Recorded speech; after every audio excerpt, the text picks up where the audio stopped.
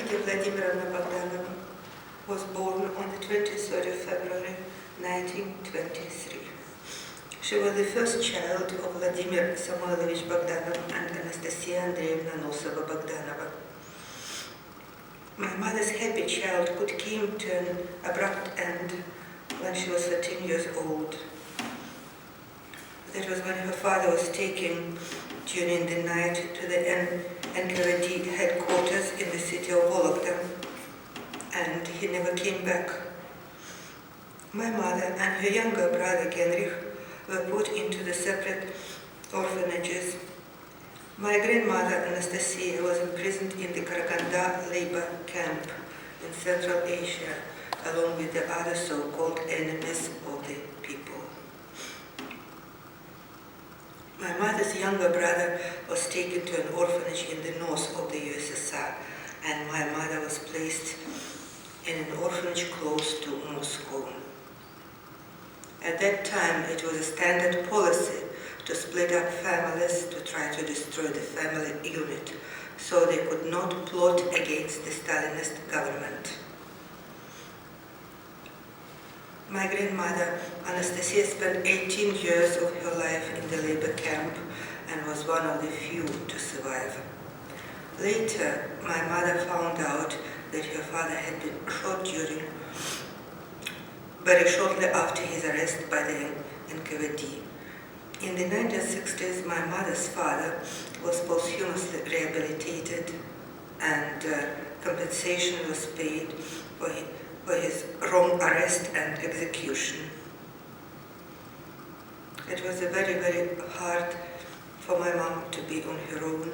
After finishing school, my mother enrolled into the Moscow University of Civil Engineering. She was a student there during the Second World War, when the city was under attack from the German fascists. My mother took part in the civil defense of Moscow, extinguishing fires and digging trenches. Most of the population had been evacuated, but my mother had no relatives to go to. My mother continued her studies despite being in fear and short of food. Later on, she said that the best food she had ever tasted was the tinned beef sent from the United States as support for the Soviet war effort. After the graduation from the institute after the war, she was appointed as a civil engineer to the city of Lvov Water Supply Department. Lvov was previously in Poland, but became part of the Soviet Union just before the Second World War. In Lvov, she met my father, who was studying at the university there. They married in Lvov and were given an apartment by the city council. I was born in Lvov, and soon my grandmother was released from her labor camp and came to live with us. At that time, she weighed less than 30 kilograms and could hardly move. My father started teaching Russian and German in secondary school. The family was glad to be united. After a family holiday in the Crimea, the family decided that they wanted to move there, to live next to the sea and the high mountains covered in pine forests. My mother found work in Yalta as a civil engineer, and my father also found a teaching post in the town. My mom loved her job as a civil engineer and worked long hours, while my grandmother did most of the domestic work. My mother achieved great success in her career as a civil engineer, becoming deputy head of the Yalta branch of the Moscow Civil Engineering Research Institute, which employed more than 400 people. She was very much devoted to her work.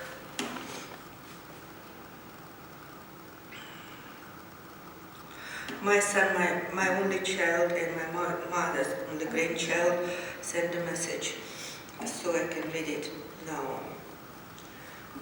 From my mom's grandson and his family. My grandmother lived a long and happy life surrounded by her loving family. She was always joyful and active in her life, and passed on those qualities to those who were close to her, despite the fact that in her youth she lost her father due to the Stalinist purges and was separated from her mother, who was sent into exile. She was resourceful and managed to gain admittance to the Moscow University of Civil Engineering. She told me that she wanted to enter the architectural department.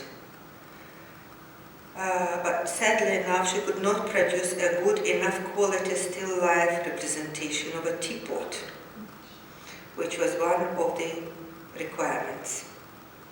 As she met all the other requirements, she was offered a place as an engineer specializing in sanitation and water supply system design.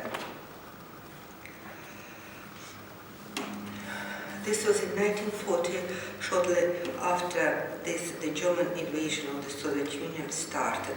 My grandmother was an air raid warden on the roof of the university building and had to extinguish incendiary bombs.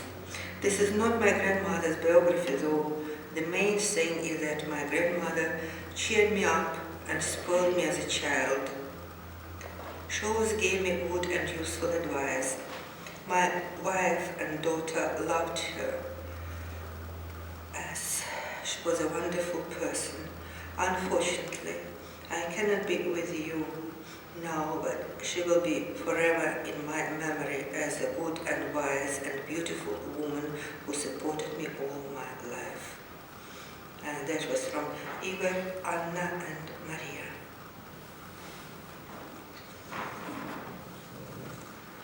Thank you for your attention. Now it's Robert's turn.